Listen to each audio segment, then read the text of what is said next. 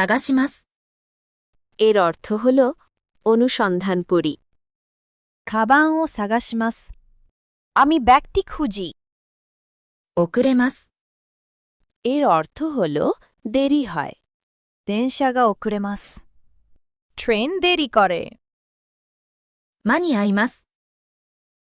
এর অর্থ হল সময় মতো পৌঁছায়।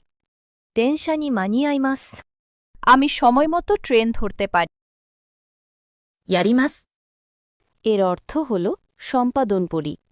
宿題をやります。আমি হোমওয়ার্ক করি। 拾います。 এর অর্থ হল তুলিমি। お金を拾います。আমি টাকা তুলে নিই। 連絡します。 এর অর্থ হল যোগাযোগ করি। 明日先生に連絡します。আমি কাল শিক্ষকের সাথে যোগাযোগ করব। 気分がいい。 এর অর্থ হল মন ভালো লাগে। 今日は気分がいいです。আজ আমার ভালো লাগছে। 気分が悪い。 এর অর্থ হল শরীর খারাপ লাগে। 今日は気分が悪いです。আজ আমার খারাপ লাগছে। 運動会。 এর অর্থ হল ক্রীড়া প্রতিযোগিতা। 学校で運動会があります。স্কুলে স্পোর্টস ডে আছে। 盆踊り。 এর অর্থ হল ওবন উৎসবের নাচ। বন ওদুরি জাপানের একটি ঐতিহ্যবাহী নৃত্য উৎসব যা মূলত ওবন মৌসুমে পালিত হয়। এই উৎসবের মাধ্যমে মানুষ তাদের পূর্বপুরুষদের আত্মাকে সম্মান জানায় এবং আনন্দ উৎসবের মাধ্যমে তাদের স্মরণ করে। 夏に盆踊りがあります。গ্রীষ্মে বন নাচের উৎসব হয়। フリーマーケット。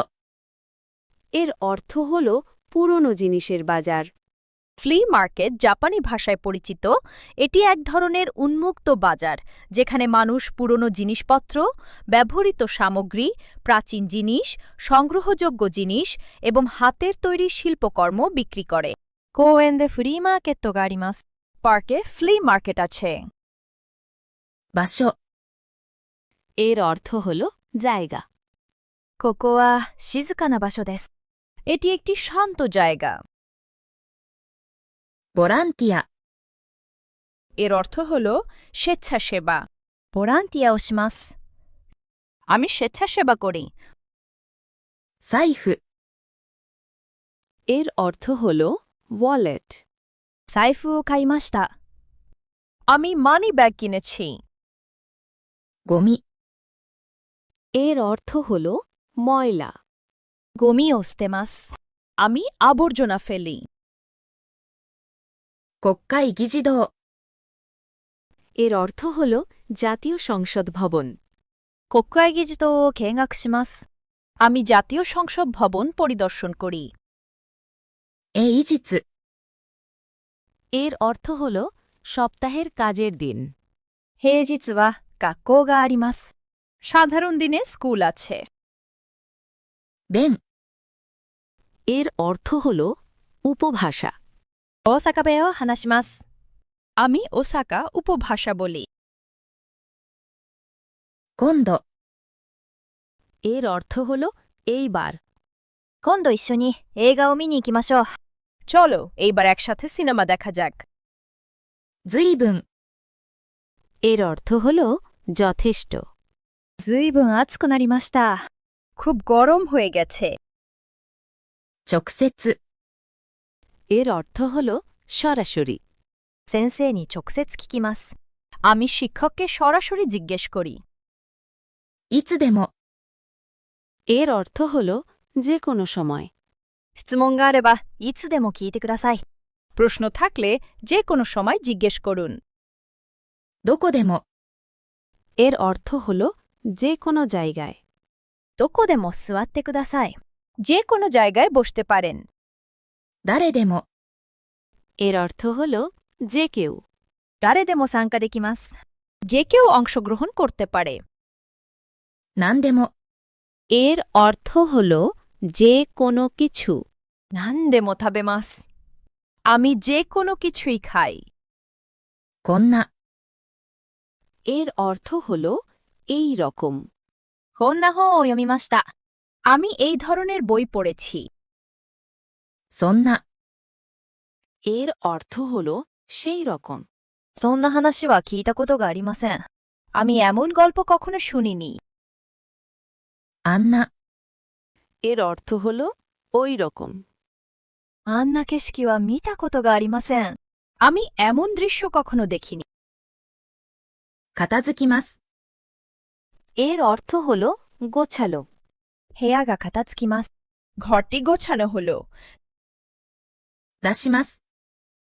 এর অর্থ হল বাহির করি। ゴミを出します。আমি আবর্জনা ফেলি। 燃えるゴミ、 এর অর্থ হল জ্বলনযোগ্য আবর্জনা। 燃えるゴミは毎週月曜日に出します。জ্বলনযোগ্য আবর্জনা প্রতি সপ্তাহে সোমবার ফেলা হয়। 置き場、 এর অর্থ হল রাখার স্থান। ゴミの置き場はあそこです。আবর্জনা রাখার স্থান ওখানে। 横、 এর অর্থ হল পাশে। 机の横に椅子があります。ডেস্কের পাশে একটি চেয়ার আছে। 瓶、 এর অর্থ হল বোতল। 牛乳の瓶を洗います。দুধের বোতল ধুই। 缶、 এর অর্থ হল টিনের পাত্র। ジュースの缶を開けます。আমি জুসের ক্যান খুলি। ガス、 এর অর্থ হল গ্যাস। গাছ ও使います。আমি গ্যাস ব্যবহার করি। 宇宙、 এর অর্থ হল বহির্বিশ্ব। 宇宙について勉強します。আমি আউটার স্পেস সম্পর্কে পড়াশোনা করি।